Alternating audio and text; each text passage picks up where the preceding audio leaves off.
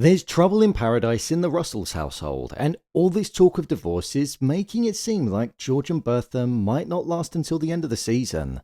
The Gilded Age returned this week with episode 5 of season 3, and whilst one Russell was embarking on a new chapter in life by getting engaged to the person that they loved, the other two relationships in the family were suffering. With Gladys being in England, hating every second of it, and also seeing that Hector didn't rule Sidmouth Castle, the evil sister-in-law did. She felt out of place, like she didn't belong and alone. And then with Alfred Merrick feeding Bertha's ego on the other side of the pond, could we see something going on there? The Gilded Age is serving up all of the drama, and I'm here for it. So with that, let's dive into this week's episode and break down all that there was to take away from it. Here is the Gilded Age Season 3, Episode 5, Ending Explained. Just to let you know, this video will contain spoilers. Bertha and George.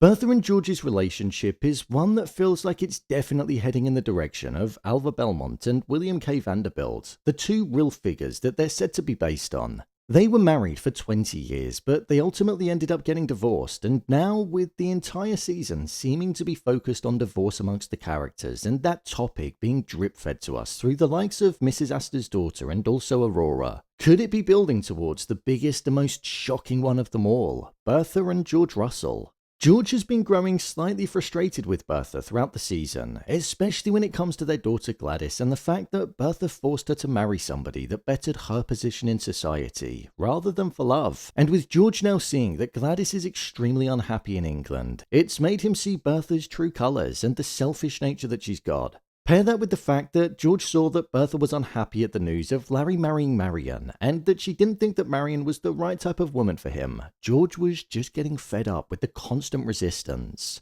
The face that Bertha had when she found out that Larry was engaged, and also when she found out that he was going to Arizona for a month, and it was the first time that she heard both pieces of news being broken. She looked so disappointed. Bertha likes to be in control, especially when it comes to her family, so all of those decisions being made when she wasn't around gave her a feeling of frustration that she just couldn't hide.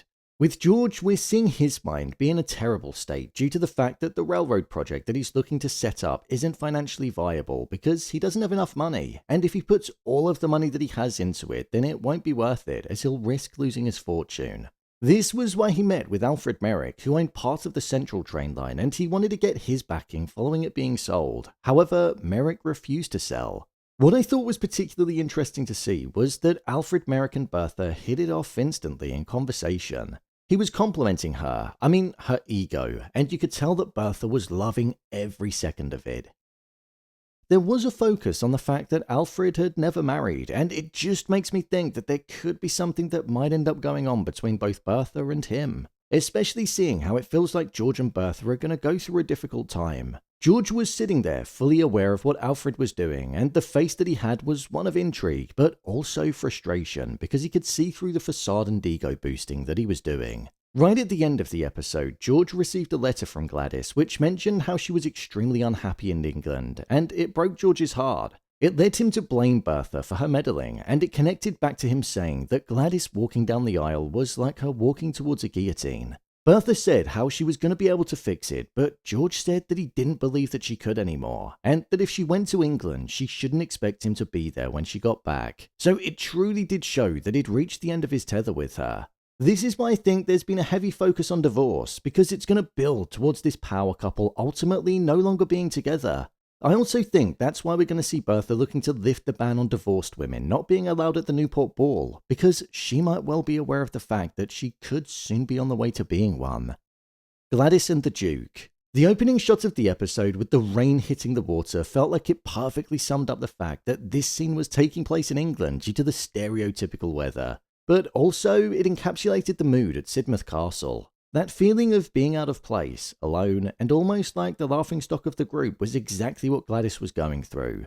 We saw Lady Sarah in full force during this episode, and it became clear to see that even though the Duke was the person that was in charge on paper, Lady Sarah ruled the roost, and she had the Duke under her thumb and right where she wanted him. Look at this scene of her sat front and centre with Hector, just looking over at her in a way that made him feel inferior. Although we did see him stick up for Gladys, and it was when he demoted his sister around the table and also said that the stars looked nice in Gladys's hair. Gladys's maid Adelheid was even fired by Lady Sarah, which was her breaking point because she was the only person that could truly understand Gladys, and she simply reminded her of home and gave her that feeling of belonging. So that's why Gladys wrote home to her family, because it now seems like Bertha is going to arrive in England, and whilst there give Lady Sarah the match of a lifetime. If there's anybody that can be as much of an ice queen as what Sarah can be, it's Bertha, and I think Bertha will reign victorious. I actually think that Bertha visiting Gladys will repair the relationship slightly. Even though Bertha got her in this mess, I think Gladys will see that her mother does still care about her. And with Bertha most likely worrying about what's going on with George, we'll see a more human side to her. This is an entirely new world for Gladys in the sense that she's used to being rich, but she's not used to being royal. So the likes of riding through the park for half an hour and that being home was something that surprised her. But as well as that, the rules that she has to follow is something that she's not used to either, so adjusting is definitely difficult for her. Peggy and Mr Fortune. This was a dynamic that I thought was rather interesting. Peggy's arc this season has been about being with Dr Kirkland, and then out of the blue in this episode, Mr Fortune appeared. I'd say it was when we saw Mr Fortune's daughter, we saw a look of guilt on Peggy's face and her wanting the ground to swallow her whole, and that kind of encapsulated Peggy's overall mood. Mr Fortune was offering Peggy the opportunity to write an article on Frances Watkins Harper, and whilst at the train station, Mr Fortune arrived and planned on going with her, which was something that Peggy didn't want. And I'd also say it showed what Mr Fortune's intentions were. This led to a bit of a push and shove between Fortune and Kirkland, and this to me was a telling sign of the direction that Kirkland and Peggy could go in. Prior to this, we've not seen Dr. Kirkland stick up for Peggy in the slightest when it comes to his mother slandering her and her family due to their background, so I was quite surprised to see him sticking up for her in this situation. I wonder if this was the show showing us that he does have fight within him and that he does care deeply about her. Deeply enough to stand up to his own mother in order to make sure Peggy's happy and not offended. I'd like to think so. Before this episode, I didn't think he had it in him, but this made me think otherwise. Peggy cares deeply about Dr. Kirkland, as we saw in her eyes. The line, "I was truly impressed, as I always am with you," was spoken, and she smiled from ear to ear, and you can just tell that she's so happy, so I'm hoping it continues. There's definitely an uphill battle with the issues with his mother, but if he sticks up for her and chooses the woman that he loves, then I don't see why they can't have their happily ever after. Oscar.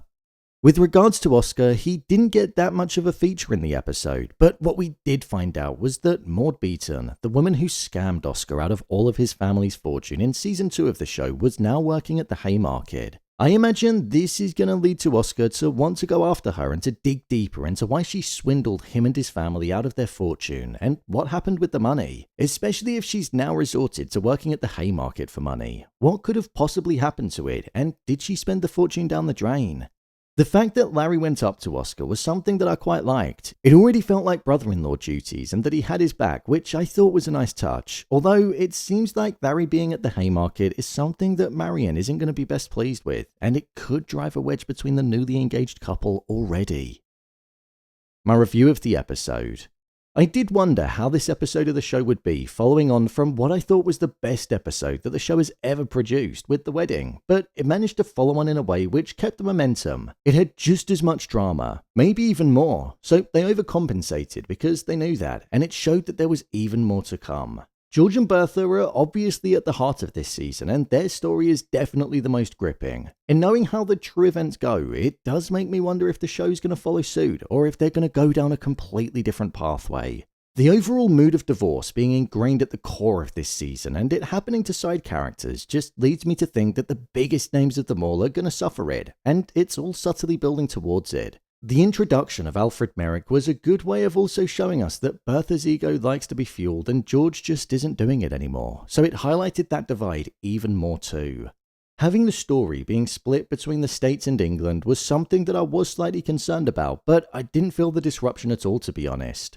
To be fair, in the previous season, Peggy spent a lot of time in other parts of the country, and that wasn't disruptive, so I suppose in terms of a storytelling perspective, it's relatively similar to that. One thing that I quite liked in this episode was the music that played in the background of Larry asking Marion to marry him. It was almost fairy tale-esque in its sound, and it was beautiful and reminiscent of love. Whereas all the time in the past where Gladys was with the Duke, and even on the wedding day, it was melancholic, haunting, and it just truly represented the mood and the fact that Gladys didn't want to be with him. So in hearing the opposite, it just showed how truly in love both Larry and Marion were.